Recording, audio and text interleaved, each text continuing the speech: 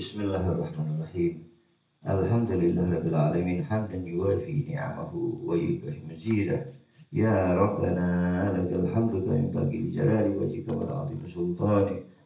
Allahumma salli wa sallim ala sayyidina Muhammadin qamaril wujud fi hadzal yawm wa fi kulli yawmin wa fi yawmil maw'ud sirran wa jahran bid dunya wal ukhra wa ala alihi wa sahbihi wasallim.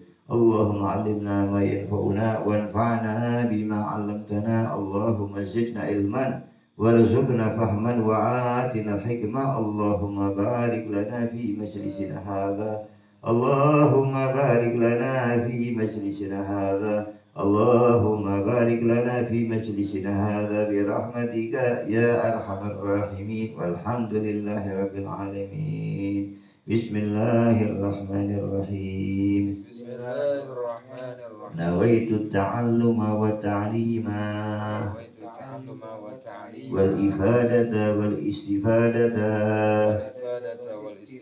wal hasa 'ala tamassuki bi kitabillahi Rasulillahi sallallahu alaihi wasallam. Allahumma arinal haqqan haqqan warzuqna ittiba'ah wa arinal batilan batilah warzuqna ijtinabah. Allahumma hdina li ahsanil akhlaq fa innahu la yahdi li ahsaniha illa anta washrif 'anna sayyi'aha fa innahu la yasrifu sayyi'aha illa anta. Allahumma bihaqqi Al-Habib Abdullah bin Alwi Al-Haddad اقضي حاجتنا اقضي حاجتنا اقضي حاجتنا وافتح علينا فتوح العارفين. وصلى الله على سيدنا محمد نبي الأمي وعلى آله وصحبه وسلم والحمد لله رب العالمين. قال المؤلف رضي الله ونفعنا بعلومه في الدارين آمين. لا حول ولا قوة إلا بالله العلي العظيم. Ya, diulang kembali masalah niat ya. Sebab niat ini afdalul munjiyat, yang kedudukannya yang paling utama. Dan kemudian niat ini merupakan a'dhamul munjiyat, perkara yang dapat menyelamatkan kita, perkara yang paling besar yang dapat menyelamatkan kita. Dan kemudian juga wa ahimma, dan perkara yang paling penting. Banyak orang-orang gagal di dalam beribadah disebabkan oleh niat yang salah. Oleh karena itu, perbaiki daripada niat kita agar ibadah kita diberikan pahala oleh Allah dan diterima oleh Allah Subhanahu wa ta'ala. Fa'alaika alla taqula qawlan, hendaklah engkau tidak mengucapkan suatu ucapan. Wala ta'mal amalan, dan jangan melakukan suatu amalan. Wala ta'zima ala amri, dan jangan engkau berazam niat untuk melakukan suatu perkara illa wa takunu niyatuka bidzalika taqarruba ila Allah, kecuali semuanya engkau berbicara, engkau beramal, engkau niat, semuanya itu engkau niatkan tidak lain yaitu untuk mendekatkan diri kepada Allah Subhanahu wa ta'ala. Apapun yang kita ucapkan, apapun yang kita amalkan, semuanya kita niatkan yaitu untuk mendekatkan diri kepada Allah Subhanahu wa ta'ala. Wabtigha thawbi, dan semata-mata untuk mencari pahala dari Allah Subhanahu wa ta'ala. Rattabahu subhanahu 'alal amril manwi, yang telah ditetapkan oleh Allah Subhanahu wa ta'ala yang maha suci, yaitu atas perkara yang diniatkannya. Ini merupakan bab daripada karunia Allah dan pemberian dari Allah Subhanahu wa ta'ala. Oleh karena itu sekali lagi, jangan kita mengucapkan dengan suatu ucapan, jangan kita mengamalkan dengan suatu amalan, kecuali semua apapun yang kita katakan, yang kita kerjakan, semata-mata untuk mendekatkan diri kepada Allah Subhanahu wa ta'ala, bukan untuk yang lainnya. Hanya untuk mendekatkan diri kepada Allah Subhanahu wa ta'ala. Wa'lamu annahu la yasluhu taqarruba ila Allah illa bima syar'ahu ala lisani rasuli minal fara'id wan nawafil. Demikian juga tidak sempurna suatu pendekatan diri kepada Allah Subhanahu wa ta'ala kecuali dengan apa yang telah disyariatkan oleh Allah melalui lisan Nabi Muhammad sallallahu alaihi wasallam. Wa qad tu'athiru niyatu shadiqah fil amril mubah. Sesungguhnya niat yang benar itu dapat membawa dampak pengaruh walaupun di dalam amalan-amalan yang mubah. Jadi kalau niatnya itu benar, amalan mubah pun akan membawa pengaruh, akan membawa manfaat. Asal niatnya benar.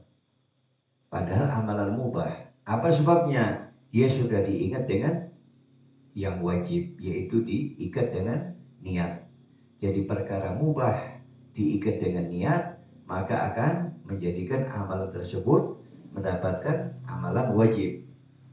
Fayasiru qurbatan min haitsu, maka akan menjadi pendekatan diri kepada Allah Subhanahu wa ta'ala, yaitu sebagaimana di dalam kaidah inna lil wasail hukmal maqasid. Dikasih contoh di sini, kamayyan ya aklahu taqwiya ala ta'atillah wa bi'yani ahlahu at-tasabbuba fi husuli waladin ya'budullah. Dikasih contoh di sini amalan-amalan yang mubah, artinya dikerjakan tidak mendapat pahala, tidak dikerjakan pun tidak mendapat dosa. Akan tetapi kalau kita ingat dengan niat, maka amalan tadi akan menjadikan atau diberikan pahala wajib oleh Allah Subhanahu wa ta'ala.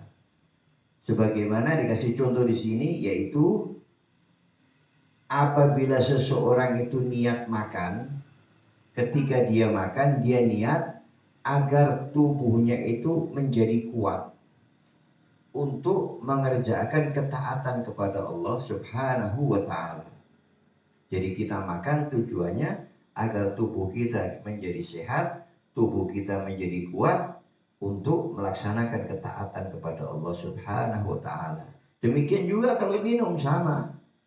Kita kalau minum juga sama, niatkan dengan saya minum ini badan segar, sehat untuk melakukan ketaatan kepada Allah Subhanahu wa ta'ala. Demikian juga tidur sama. Kalau tidur niatkan tidur agar badan sehat, kuat, dan kemudian bisa untuk mengerjakan ketaatan kepada Allah Subhanahu wa ta'ala. Jadi semuanya amalan-amalan mubah itu apabila diikat dengan sesuatu yang wajib, maka dia akan menjadi pahala wajib. Demikian juga wa bi'diyani ahlah, ketika mendatangi istri, maksudnya jima. Kalau diniatkan, yaitu yang menjadikan sebab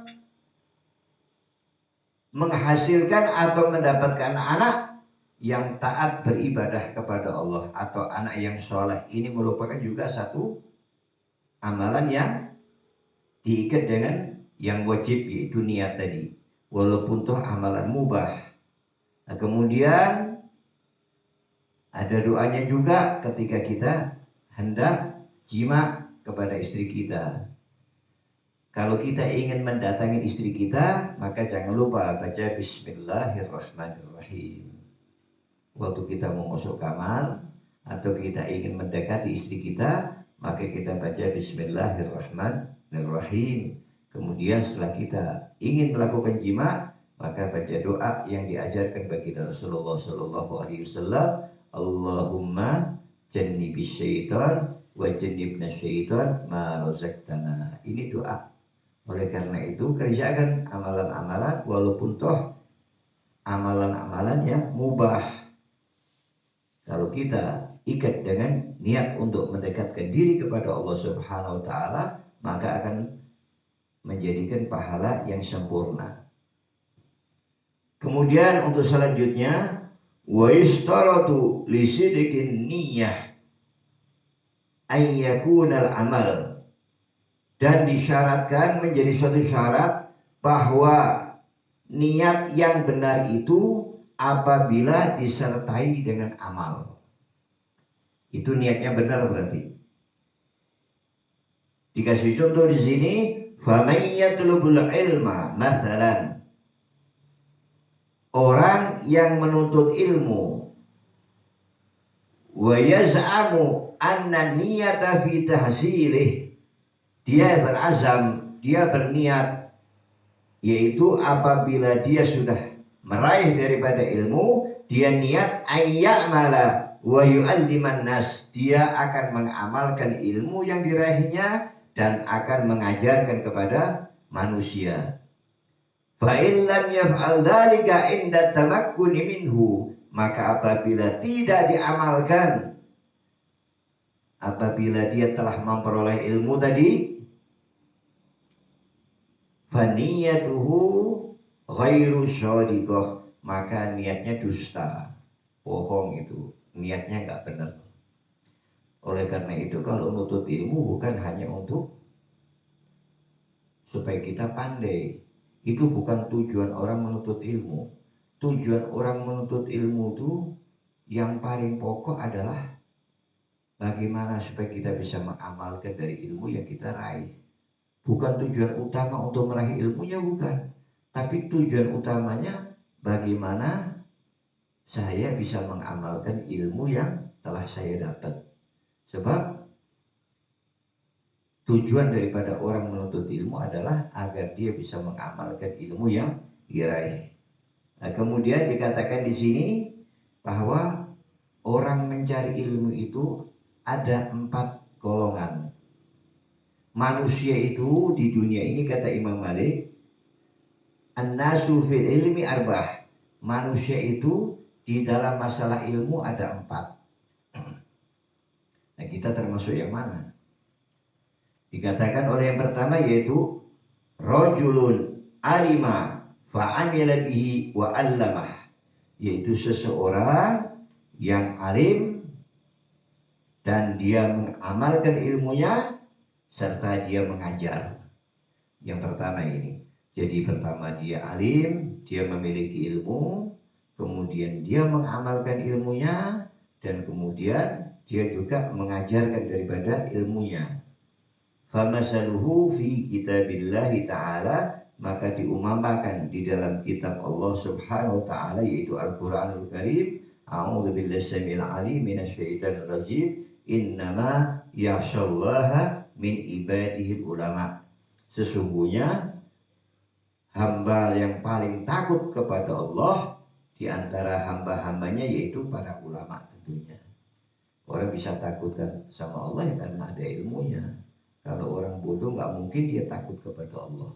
Hanya orang-orang berilmu dan yang mengamalkan ilmunya dia yang takut kepada Allah Subhanahu wa ta'ala. Ini pertama.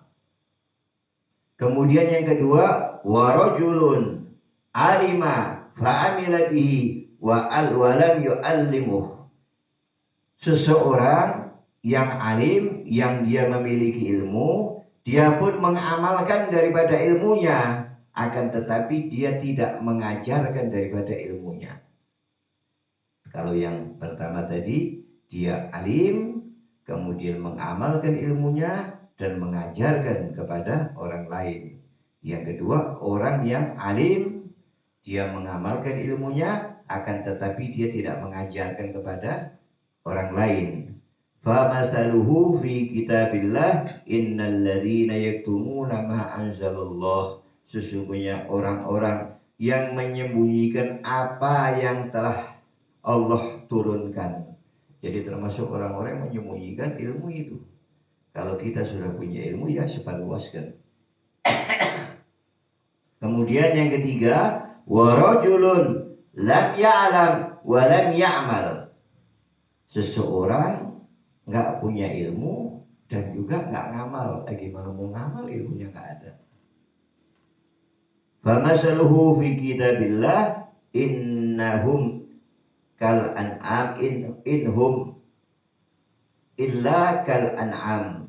Sesungguhnya mereka itu tidak ada yang seperti binatang ternak, bahkan lebih sesat daripada binatang ternak. Ini orang-orang nggak punya ilmu, dia pun tidak mengamalkan. Apa yang mau diamal, nggak, ilmunya nggak ada. Mengamal ilmu apaan? Ilmu sholat yang nggak punya ilmu sholat, ilmu puasa yang nggak punya ilmu puasa, ilmu apapun dia nggak memiliki. Apa yang mau diamal kalau tidak memiliki ilmu? Yang keempat, warajulun alima ilman fa'allamahu wa lam ya'mal bihi. Yang keempat adalah orang yang punya ilmu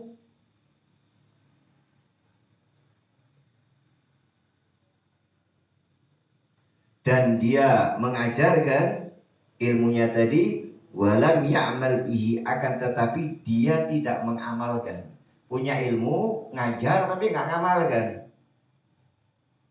Famasaluhu fi kitabillah, diumpamakan di dalam kitab Allah, kamasalul himar yahmilu asfar, seperti keledai yang memikul kitab-kitab yang tebal. Nah, kita sekarang golongan mana ini? Kita ini golongan orang yang punya ilmu, kemudian mengamalkan, mengajarkan, itu akan punya nilai yang tinggi di sisi Allah Subhanahu wa ta'ala. Atau kita punya ilmu, kita mengamal, ilmunya kita raih, tapi tidak mengajarkan kepada orang lain, tidak disampaikan kepada orang lain hasil kita ta'lim, kita belajar. Atau kita sebagai orang nggak punya ilmu, tapi ngamal, mau diamal apanya? Ya sudah, seseorang kalau tidak memiliki ilmu, maka seluruh amalannya ditolak oleh Allah Subhanahu wa ta'ala. Dan yang ketiga, yang keempat, yaitu orang alim, kemudian dia mengamalkan ilmunya, orang alim, dan dia mengajarkan ilmunya kepada orang lain, akan tetapi dia tidak mengamalkan ilmu yang dimilikinya. Ini kita golongan yang mana ya, masing-masing koreksi diri. Kemudian dikasih contoh yang kedua dari Imamul Haddad. Wa kaman yatlubu dunya wa yaz'ama annahu innama yatlubu li ajli istighna anin nas wa tasadduqu 'alal muhtajin wa wasilatin illa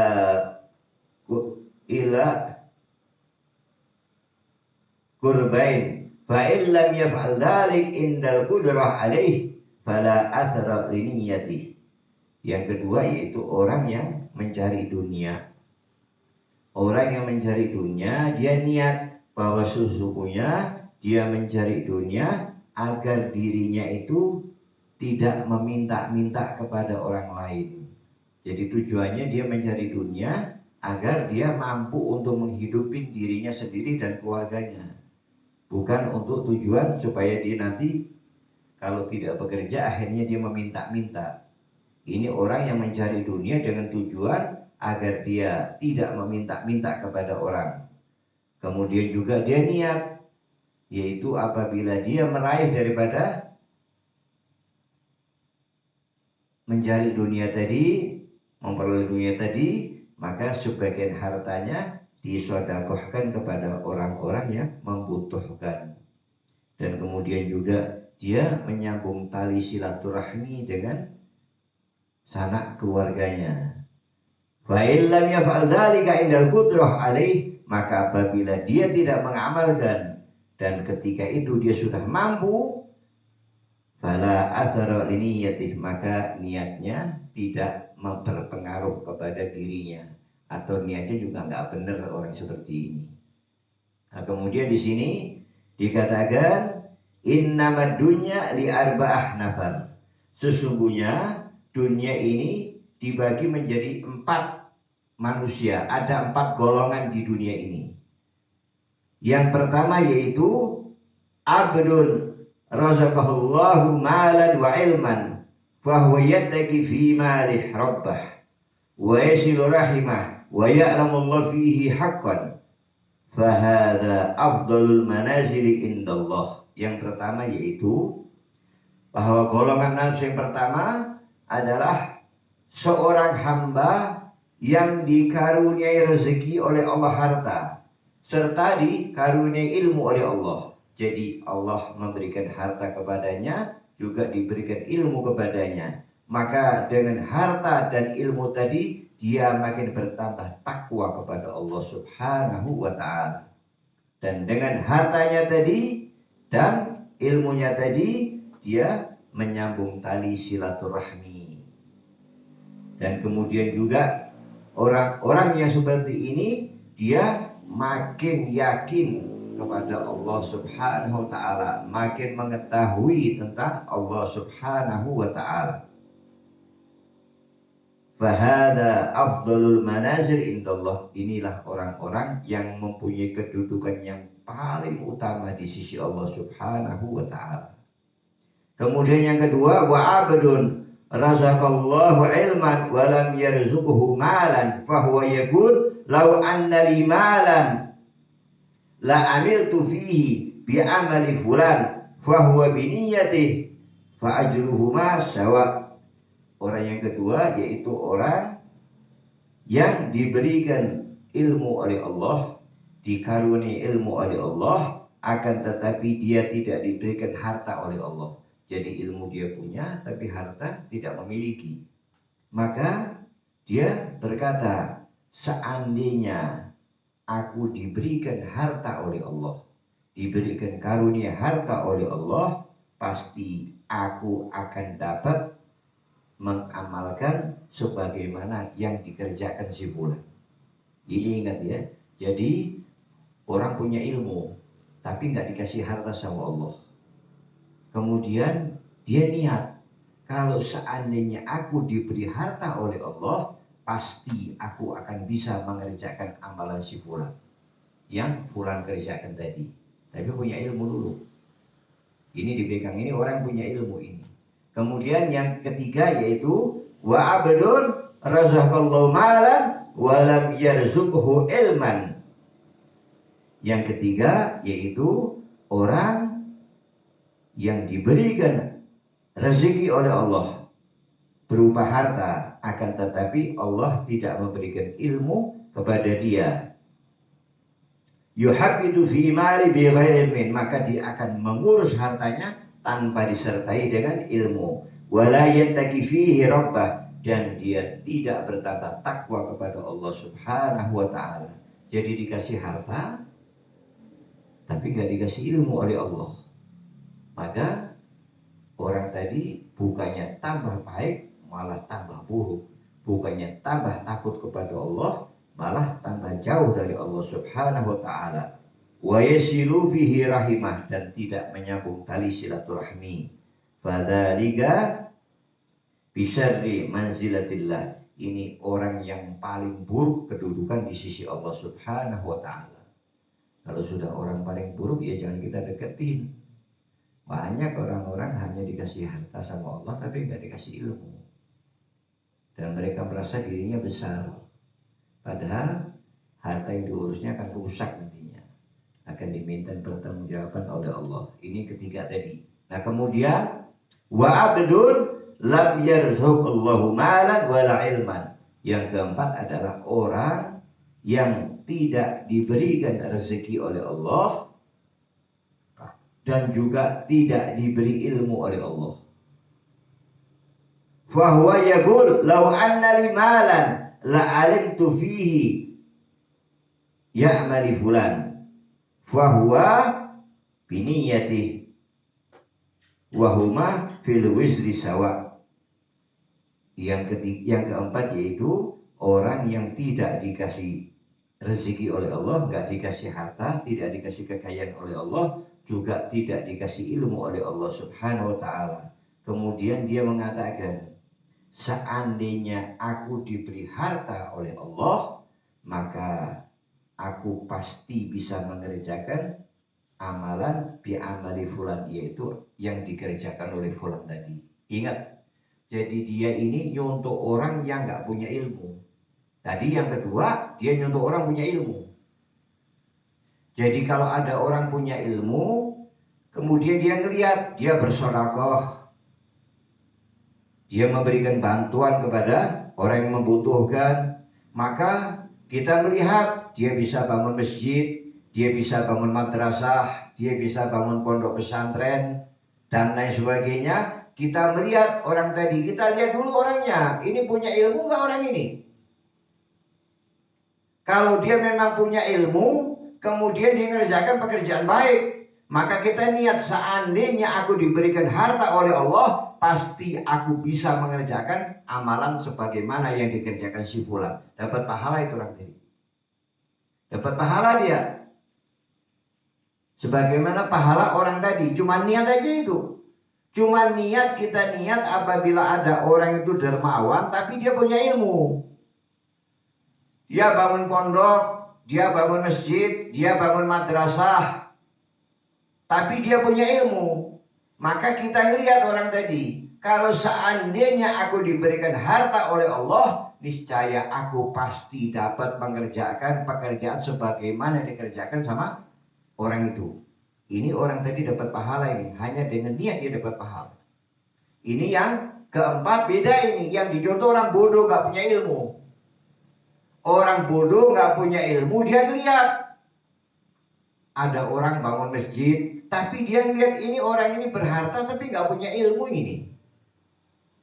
Maka dia mengatakan, kalau seandainya aku diberi harta, pasti aku akan dapat mengerjakan sebagaimana yang dikerjakan si fulan. Ini orang ini bukannya dapat pahala, malah dapat dosa seperti orang beramal. Jadi kalau mau niat, mau nyontoh orang, ya hati-hati. Jangan asal nyontoh orang aja. Kita lihat ini, dia punya ilmu nggak pada saat beramal? Dia punya ilmu nggak saat bersedekah? Dia punya ilmu nggak saat bangun masjid? Dia punya ilmu nggak saat bangun pondok pesantren? Atau hanya untuk sekedar hiasan, formalitas bangun pondok pesantren agar mendapatkan gelar sebagai ulama atau sebagai yang lainnya. Kita lihat ini, kalau memang orang itu berilmu, maka kita niat, seandainya aku diberikan harta oleh Allah, niscaya aku pun bisa membangun pondok. Ini dapat pahala walaupun dia tidak bisa bangun pondok. Ataupun orang tadi bersedekah, seandainya aku diberikan harta, maka aku pun bisa bersedekah seperti fulan bersedekah. Ini diberikan pahala. Tapi kalau yang dicontoh orang bodoh, yang diikuti orang bodoh, nggak punya ilmu, kemudian dia niat, seandainya aku diberikan harta oleh Allah, maka aku pasti akan bisa mengerjakan pekerjaan yang dikerjakan oleh fulan.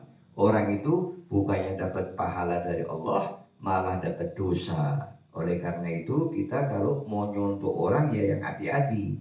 Kita contoh orang, orang itu punya ilmu enggak? Kalau memang orang itu punya ilmu, kita contoh, kita niatkan, apabila aku diberikan harta, aku akan pasti bisa mengamalkan, mengerjakan pekerjaan sebagaimana yang dikerjakan fulan tadi. Oleh karena itu dalam hidup ini kita harus contoh daripada para ulama syaraf yang betul-betul mereka punya ilmu dan mereka juga mengamalkan ilmunya. Ini kita contoh. Jangan kita contoh kepada orang-orang yang kita tidak mengetahui dengan pasti dia punya ilmu atau tidak. Kalau memang dia punya ilmu, kita contoh dan kita niatkan. Tapi kalau nggak punya ilmu, jangan kita coba-coba untuk niat, maka kita akan mendapatkan dosa yang sama sebagaimana dikerjakan oleh si fulan tadi. Oleh karena itu sekali lagi, di dalam masalah niat ini adalah masalah yang paling penting. Masalah yang besar yang dapat menyelamatkan kita baik di dunia ataupun di akhirat. Kemudian yang selanjutnya insya Allah akan dibahas yaitu wajib untuk ikhlas di dalam kita beramal. Wajib apapun kita berbicara wajib ikhlas, kita berbuat wajib ikhlas, semuanya didasari dengan ikhlas. Karena baginda Rasulullah SAW pernah ditanya oleh salah satu dari mereka, dia ditanya, ya Rasulullah, apa makna iman itu? Iman itu apa ya Rasulullah?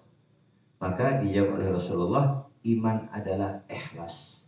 Jadi berarti orang yang nggak ikhlas ya tidak beriman. Berarti orang yang tidak ikhlas adalah orang-orang munafik. Nah, kita jangan sampai jadi golongan orang-orang munafik nantinya. Sebab orang-orang munafik, perbedaan antara kita dengan orang munafik yaitu dalam keikhlasan. Apabila kita ikhlas, kita betul-betul orang mukmin. Tapi kalau kita ada sesuatu di dalam hati kita untuk mendapatkan pujian, untuk mendapatkan kedudukan, untuk mendapatkan yang lain-lainnya, maka itu adalah amalan orang-orang munafik. Dan kita bisa melihat diri kita sendiri, kita termasuk golongan orang munafik atau orang-orang mukmin. Sebab perbedaannya antara orang-orang mukmin dan orang-orang munafik yaitu cuma di dalam keikhlasan beramal. Dia sholatnya ikhlas tidak karena Allah, dia sedekahnya ikhlas tidak karena Allah, dalam amaliyah yang lain ikhlas tidak karena Allah. Kalau dia ada sesuatu selain Allah, berarti dia orang munafik. Mungkin mengharapkan kedudukan, mungkin mengharapkan pujian. Oleh karena itu, kita sering berdoa sebagaimana doa yang diajarkan baginda Rasulullah Sallallahu Alaihi Wasallam. Insya Allah nanti akan ditulis, kita bisa amalkan doa yang diajarkan baginda Rasulullah Sallallahu Alaihi Wasallam agar kita bisa khusyuk dan ikhlas kita beramal. Amin ya rabbal alamin. Rabbana anfa'na bima 'allamtana. Rabbi 'allimna alladhi yanfa'una, Rabbi faqihna wa faqih lana wa qarabatil lana fi dinina. Ma'al al-qudri untha wa dhaka Rabbi wa fiqna wa wafiqum lima tardadi qawlan wa fi'lan karama warzuqil kulla halalan da'ima wa hillan yawlama. نهضى بالخير ونفى كل شر فناسل لنا كل شؤون واكر في العظام كالعيون واقض عنا ربنا كل الديون قبل أن تأتينا رسل المنون واغفر استر أن تكرم من شذر وصلاة الله تكسى المصطفى من الحق دعانا والوفى بكتاب فيه لنشر شفاء وعلى الآل الكرام شرفا وعلى صحب المصابيح الغرر. اللهم اهدنا بهداك واجعلنا ممن يشار في رضاك ولا تولنا وليا سواك ولا تجعلنا ممن خالف أمرك وعصاك. وحسبنا الله ونعم الوكيل ولا حول ولا قوة إلا بالله العلي العظيم. وصلى الله على سيدنا محمد وعلى آله وصحبه وسلم والحمد لله رب العالمين. سبحانك اللهم وبحمدك أشهد أن لا إله إلا أنت أستغفرك وأتوب إليك. السلام عليكم ورحمة الله وبركاته. وعليكم السلام.